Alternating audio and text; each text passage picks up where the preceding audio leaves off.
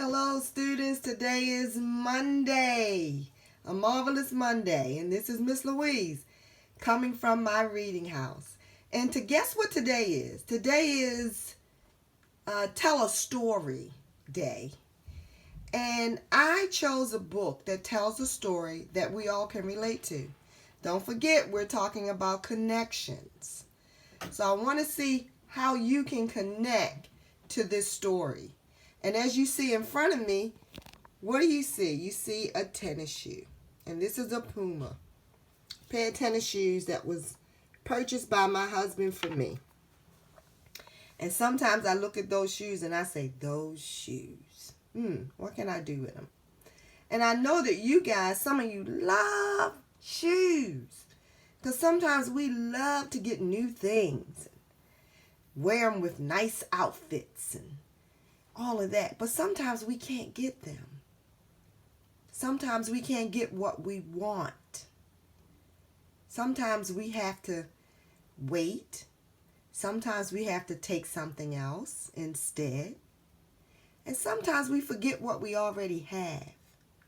So my story today that I'm going to read, the title of it is Those Shoes. Those Shoes by Maribeth Boeltz and illustrated by Noah Z. Jones. So let's look at our cover, get some picture clues. You see the little boy and he's looking down and looking back. And you look at the other little guys and look at their shoes. His shoes are a little different, huh? So let's see what happens in those shoes. You notice anything? The shoes on the billboard and the shoes on the boys look a lot alike. Here we go. Those shoes.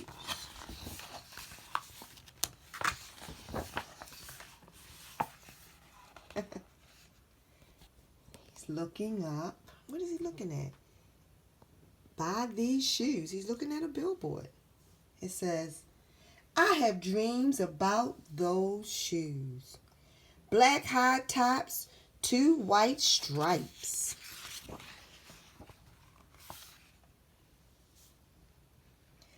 Grandma, I want them. There's no room for one around here. Just need, Grandma says. And what you need are new boots for the winter.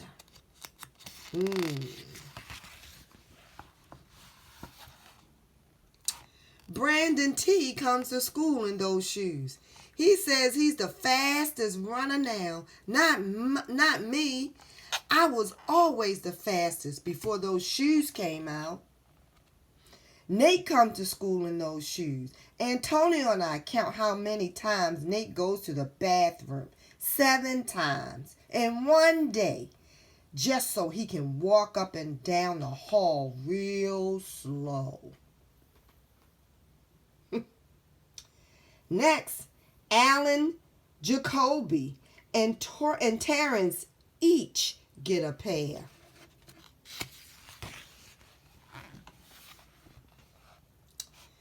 Then one day, in the middle of kickball, one of my shoes came apart. Looks like you could use a new pair, Jeremy, Mr. Alfred, the guidance counselor, says. He brings out a box of shoes and other stuff he has for kids who need things. He helps me find the only shoes that are my size, Velcro, like the ones my little cousin Marshall wears. They have an animal on them. From a cartoon I don't think any kid ever watched. There's always someone to help.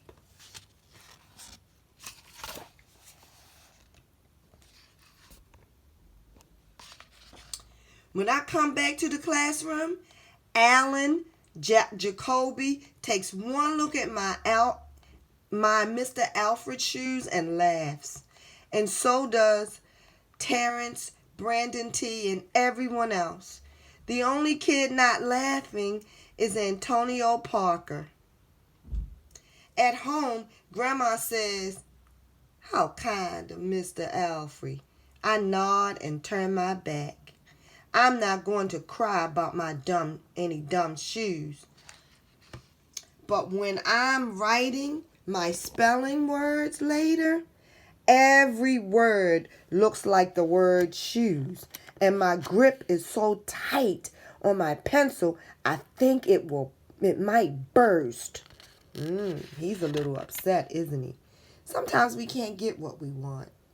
We have to get what we need, like Grandma said. And even if someone begins to laugh about it, it's okay to get mad. Just don't do anything that you'll regret. On Saturday, Grandma says, let's check out those shoes you're wanting so much. I got a little bit of money set aside.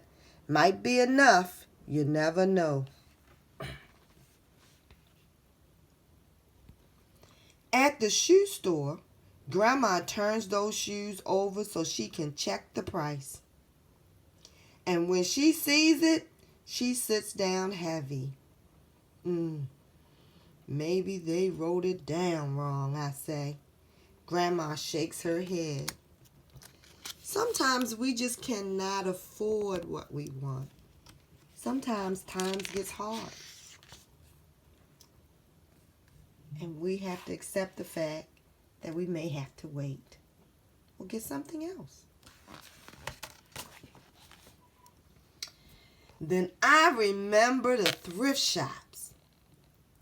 What if there's a rich kid who overgrew his or got 2 pairs for Christmas and had to give one of them away? We ride to the bus to the first thrift shop.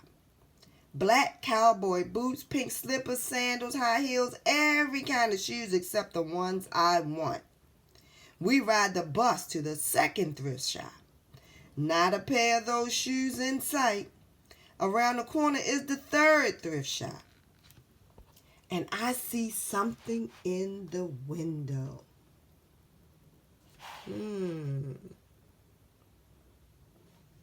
That's the name of the thrift shop. Rerun Thrift Shop. What do you think he sees in the window? Take a guess.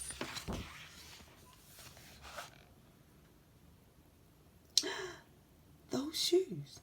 Black shoes with 2 white stripes. High tops. Perfect shape. $2.50. Those shoes.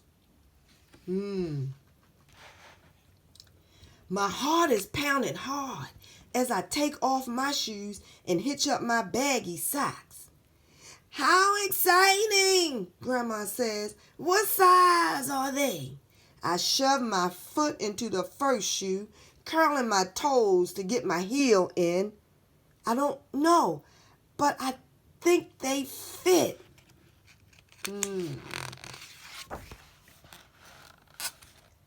Grandma kneels on the floor and feels my toes at the end of the shoe. Oh, Jeremy, she says, I can't spend good money on shoes that don't fit. I put the other shoe on and try to walk around. They're okay, I say, holding my breath and praying that my toes will fall off right then and there. My toes don't fall off. I buy them anyway with my own money, and I squeeze them on and limp to the bus stop.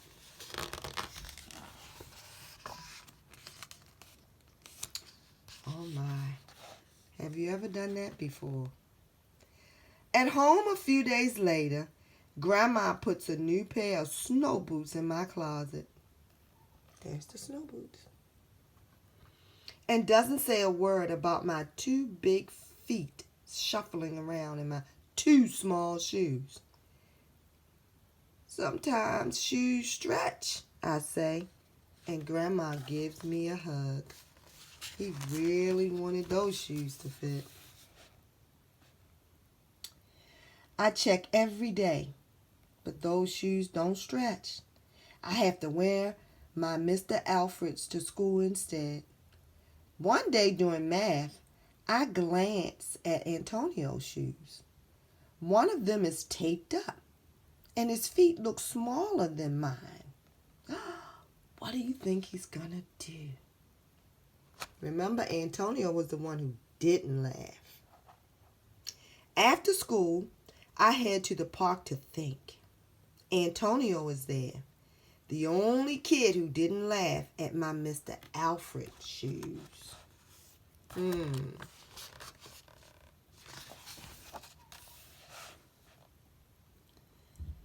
We shoot baskets. A loose piece of tape on Antonio's shoe smacks the concrete every time he jumps. I think, I'm not going to do it. We leap off the swings. I'm not going to do it. What do you think he means by I'm not going to do it? Ah, yes, he's thinking about those shoes and giving them away. Look at Antonio's shoes. You know, sometimes there are people who have less than us, and we need to think about that. We race from one end of the playground to the other. I'm not going to do it, I say. Do what? Antonio says, breathing hard. Do what? Grandma calls me for supper and invites Antonio over too. After supper, he spies my shoes. How come you don't wear them? Antonio says. I shrug. My hands are sweaty. I can feel him wishing those shoes were his. That night, I am awake for a long time, thinking about Antonio. When morning comes, I try on my shoes one last time. Do you think he's going to give those shoes away? I hope so. Before I can change my mind, the shoes are in my coat. Snow is beginning to fall as I run across the street to Antonio's apartment. I put the shoes in front of his door, push the doorbell, and run. Look at him running. That was really nice.